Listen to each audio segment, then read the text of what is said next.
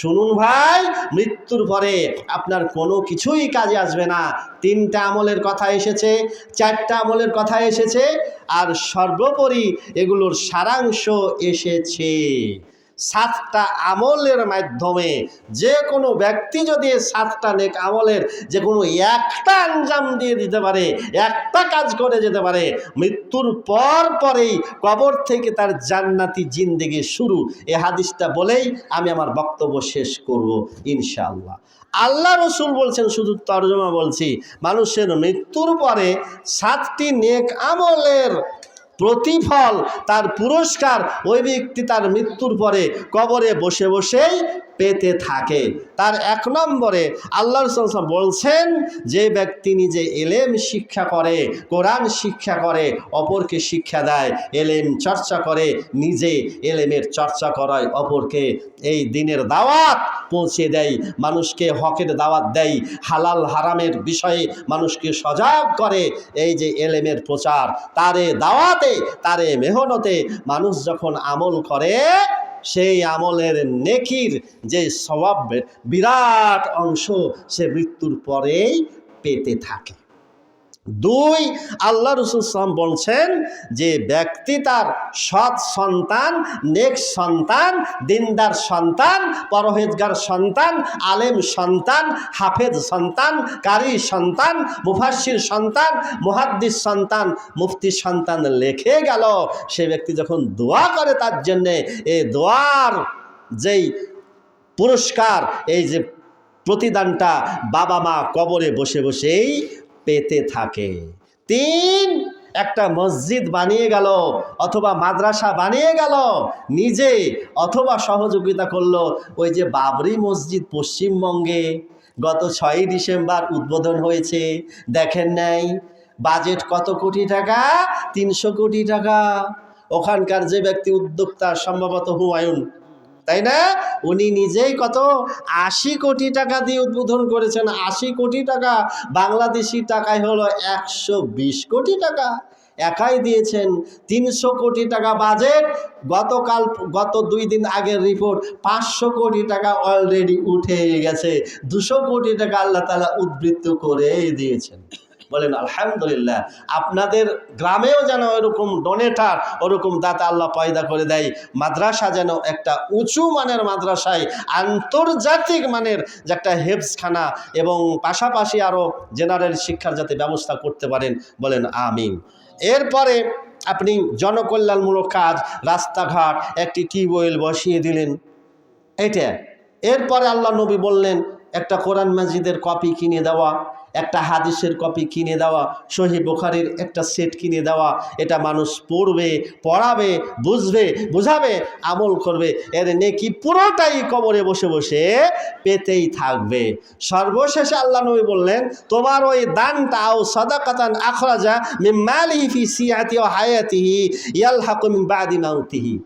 দান করতে হবে। আল্লাহ নবী বলছেন যে তার সুস্থ অবস্থায় এবং তার জীবিত থাকা অবস্থায় ওই দান করে গেলেন, এ দানের ফল আপনি কিয়ামত পর্যন্ত কবরে বসে বসে পেতেই থাকবেন।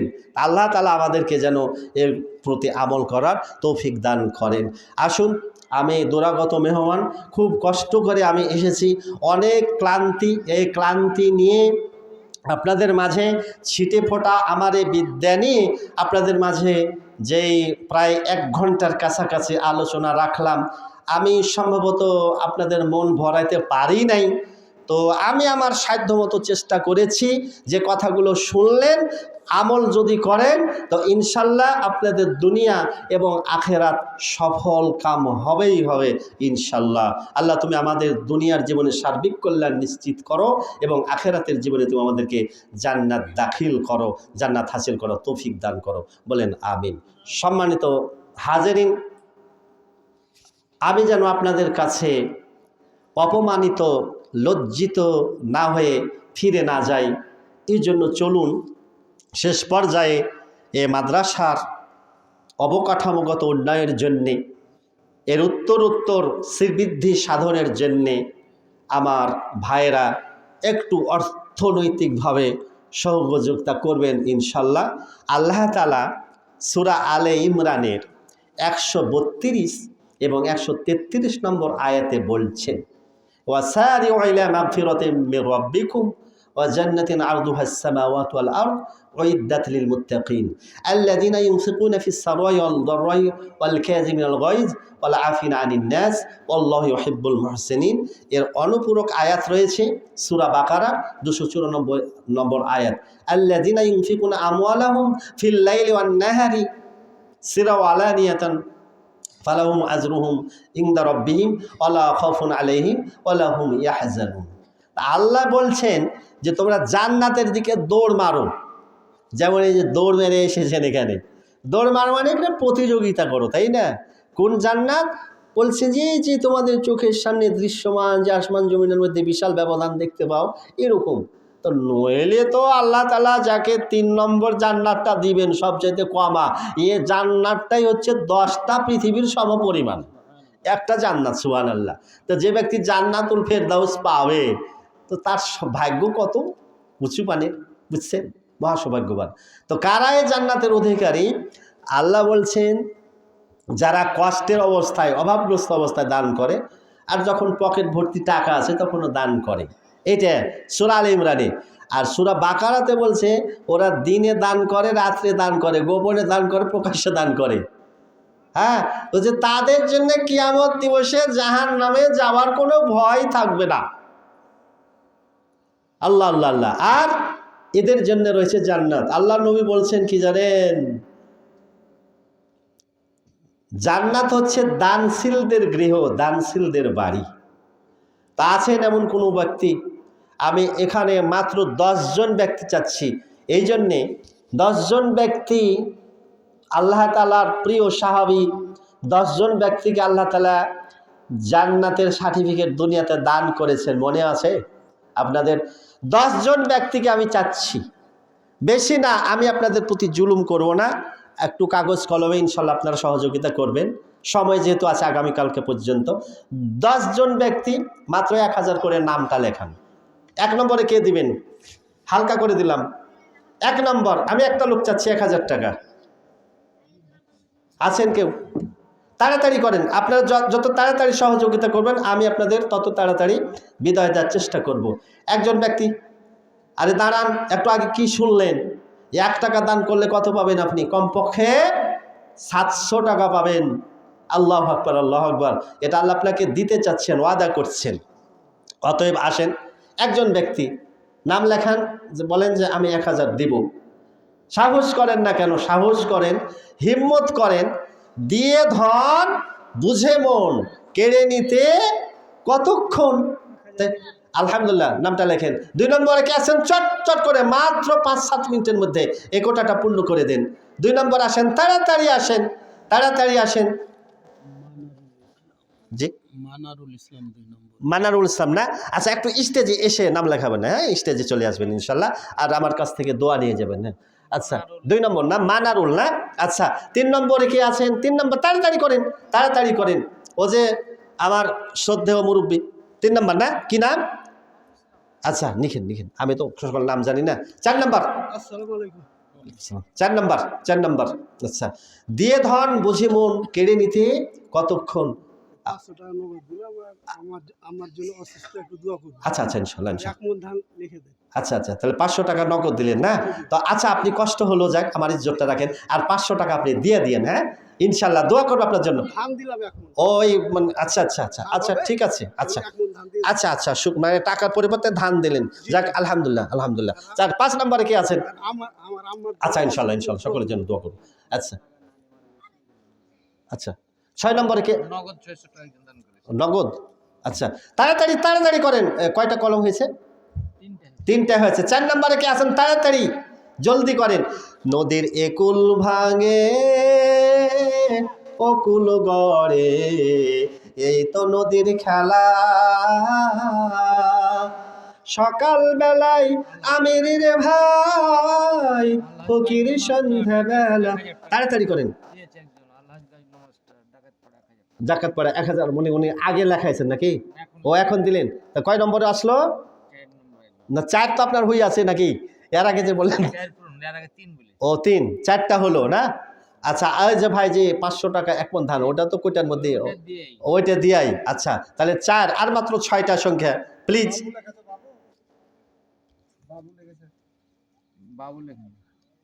বাবু ভাই কে? 500। আচ্ছা লেখেন, দেখ 10,000 টাকা টার্গেট করছি। আচ্ছা যাক আলহামদুলিল্লাহ। আচ্ছা আপনারা আর মাত্র কয়টা কলম হয়েছে? 5টা হয়েছে না? আচ্ছা 10 জন ব্যক্তি আসেন তো 500 করে, 10 জন ব্যক্তি 500 করে দিন। 1000। আলহামদুলিল্লাহ আলহামদুলিল্লাহ। আমি একবারে সকলের জন্য দোয়া করে দিব। তো আল্লাহ রাসূল সাল্লাল্লাহু আলাইহি ওয়াসাল্লাম তিনি এই যে আমরা যদি সুস্থ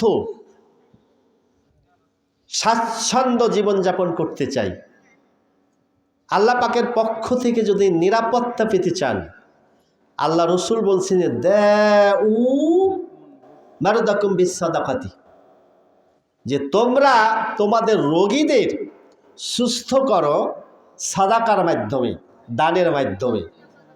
আরে দান খয়রাত মানুষের জীবনের বালা মুসিবত বিপদ আপদ কিন্তু দূর করে দেয়। আর কথার পিছনে কথা ছেড়ে এসেছি, আল্লাহ রসুল বলছেন ও যে একজন ব্যক্তি যখন মারা যাবে, কবরে দাফন করে যখন রেখে আসা হলো, তখনই কিন্তু আযাবের ফেরেশতা তাকে আযাব দেওয়ার জন্য প্রস্তুত হবে।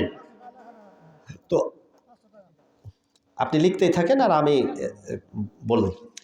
তো খুব খেয়াল করেন, তো চতুর্দিক থেকে আযাব, আগুনের ফুলকি তাকে গ্রাস করবে। তা আল্লাহ নবী বললেন যে 3টি আমল, খুব খেয়াল করেন, 3টি আমল, 1 কোরআন, 2 হলো নামাজ, আর 3 হলো সাদাকা। এই 3টি আমল তার কবরে নিরাপত্তা বেষ্টনী তৈরি করবে। মানে তারা বলবে যে আমরা থাকতে আমাদের বন্ধুকে আযাব দেওয়ার কোনো সুযোগ তোমাদের থাকবে না। সুবহানাল্লাহ। আল্লাহ নবী কয়টা আমলের কথা বলছে? 3টে, কোরআন, নামাজ এবং সাদকা। আপনি কবরে গিয়ে বুঝতে পারবেন। এবং আল্লাহ রসুল বলছেন যে মানুষের এই যে নামাজ, রোজা, যাকাত, হজ, সাদকা, দান খয়রাত, মানুষের যে ভালো কাজ, মৃত্যুর পরপরই ওই সমস্ত আমলগুলোকে আল্লাহ তাআলা একটা সুন্দর আকৃতি দিয়ে আপনার সামনে হাজির করবে। এত সুন্দর চেহারা, সুগন্ধিময় চেহারা। তো কবরে শায়িত থাকা ব্যক্তি বলবে, তুমি কে হে ভাই? তোমারে যে আমি চিনি না। তখন ওই ব্যক্তি বলবে যে কেন আমারে চিনতে পারছো না?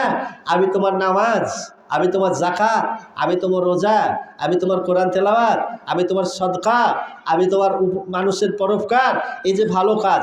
তাহলে মানুষের প্রত্যেকটা নেক আমলকে আল্লাহ তাআলা কবরে সুন্দর একটা আকৃতি দান করাবেন, যেগুলো আপনাদের সাথে কথা বলবে। পক্ষান্তরে মানুষের পাপ কাজকে আল্লাহ তাআলা কুৎসিত, এত দুর্গন্ধযুক্ত নোংরা চেহারায় তার সামনে হাজির করাবে। আর আপনারা জানেন যে কিয়ামতের ময়দানে আমাদের আমলগুলোকে আল্লাহ তাআলা একটা নির্দিষ্ট আকৃতি দান করবেন, এবং যেগুলো মিজানের পাল্লায় তথা দাড়ি পাল্লায় ওজন করা হবে, পাপপুণ্য ওজন করা হবে।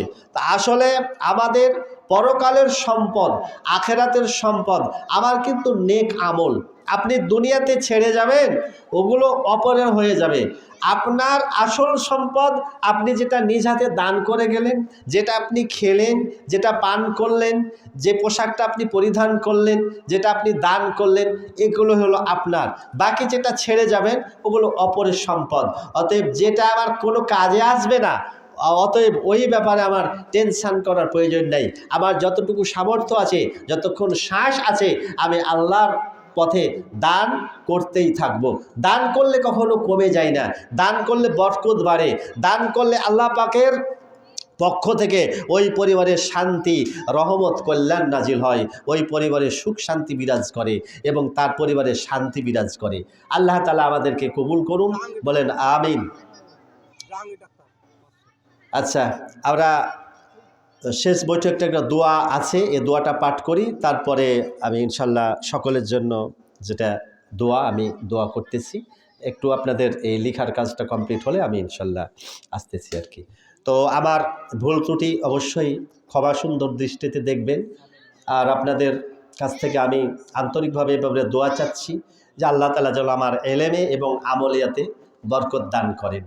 আল্লাহ তাআলা আপনাদের এই ঘুঘুডাঙ্গা ডাকাতপাড়ার প্রতিটা গৃহে যেন রহমত দ্বারা পরিপূর্ণ করে দেন, বলেন আমিন। আপনাদের বাড়ির থেকে আল্লাহ তাআলা যেন সমস্ত অশান্তি অকল্যাণ দূর করে দেন। আপনাদের রুজি রোজগারে আল্লাহ তাআলা যেন বরকত বাড়িয়ে দেন। প্রত্যেকটা বাড়িতে যেন আল্লাহ পাকের নূরের আলোয় আলোকিত হয়। আপনাদের এই প্রতিটা পরিবার থেকে আল্লাহ তাআলা যেন আসমানি বিপদ আপদ বালা মুসিবত যেন দূর করে দেন। আপনার পরিবারের প্রত্যেকটা সদস্য যেন 5 ওয়াক্ত ফরজ নামাজের হেফাজত করে। আল্লাহ তুমি তৌফিক দান করো। আমাদের পারস্পরিক হিংসা বিদ্বেষ তুমি দূর করে দাও, শত্রুতা দূর করে দাও। পারস্পরিক মায়া মহব্বত সম্প্রীতির বন্ধনে আমাদেরকে আবদ্ধ হওয়ার তৌফিক দান করো।